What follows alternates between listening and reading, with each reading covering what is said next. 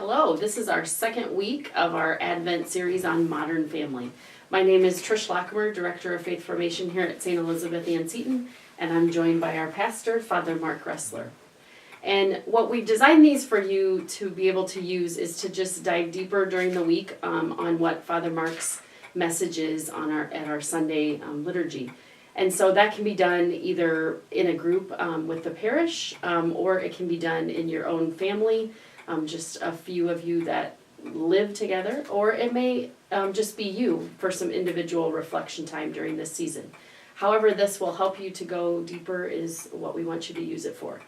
So each week what we'll do is provide you kind of a recap of what we had done the previous week or what we've talked about in our message thus far.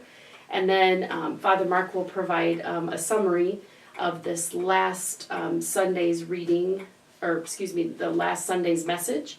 And then I'll provide a couple of practical application things to think about. And then we'll also provide you with a scripture to ponder for this week and utilize in your prayer time. So with that, let's dive right into the second week.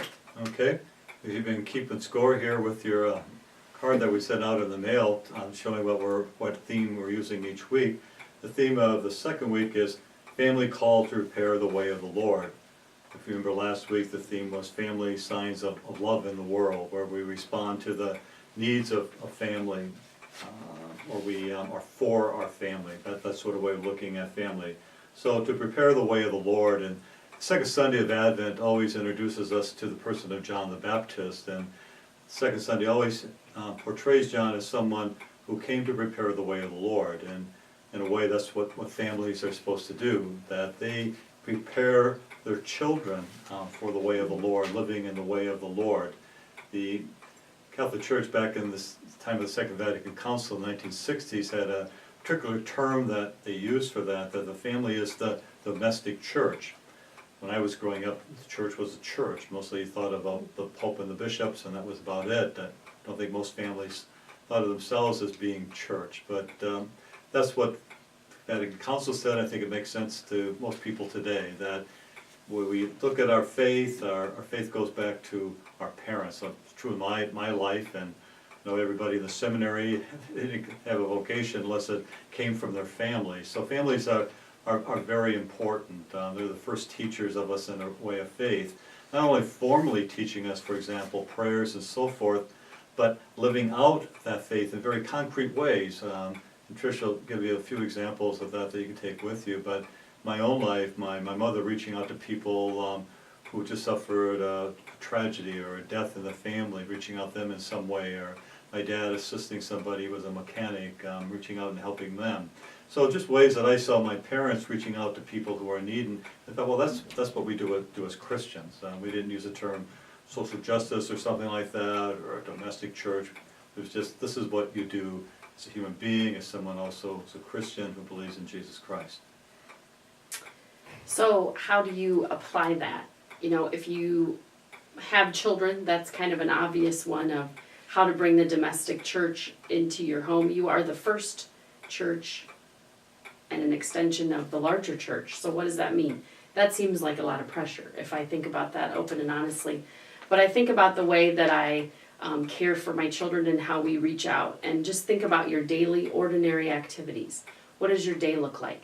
Do you spend time as a family with a meal? Father's been talking about in the homilies, during Mass, about the Lord's table and how it compares to our family table. What happens around your family table? Do you share your joys, your hopes, your dreams, and your struggles with one another? Another one that we mentioned last time was praying as a family, but do we actually pray together as a family and make an intentional effort to do that? Spouses, do you pray together? Do you pray individually by yourself? That's a huge way to make the domestic church come alive in your home. Now that it's Advent, how many of you actually have an Advent wreath that you've been utilizing? And if not, there's still time. It's only halfway. You could burn 2 candles and then 3, and it'd be really still cool. So you can still go get one. Or you can just, the time that you spend not dwelling so much on Christmas and more dwelling on what's in the present moment of what you're preparing for to come at Christmas is a way that you can be a domestic church. Some of you might be taking care of your elderly parents, and that's the church. That's the church reaching out to those in need. Those of you who serve in those kind of roles in your vocation or your occupations, nurses, doctors, teachers, all of those ways that we can bring the church that happens on Sunday, we can bring into our everyday life. And if you have a little baby, you might be sleep deprived, but you know what? That's a sacrifice, and that's making the home of the church more alive than ever, just by getting up, feeding them, clothing them, caring for them at any age of life, is being the domestic church. And you know, one of the biggest ways that you can be the domestic church is to foster faith within their family through, just talking about how has God been present in our lives. I saw just this morning, they call it the cross moments. Cross meaning where in your day or in your week have you crossed paths with God. You know, God's with us all the time, but when have you intentionally experienced God in your day? And so that's something you can say as a family. You can do that every single day.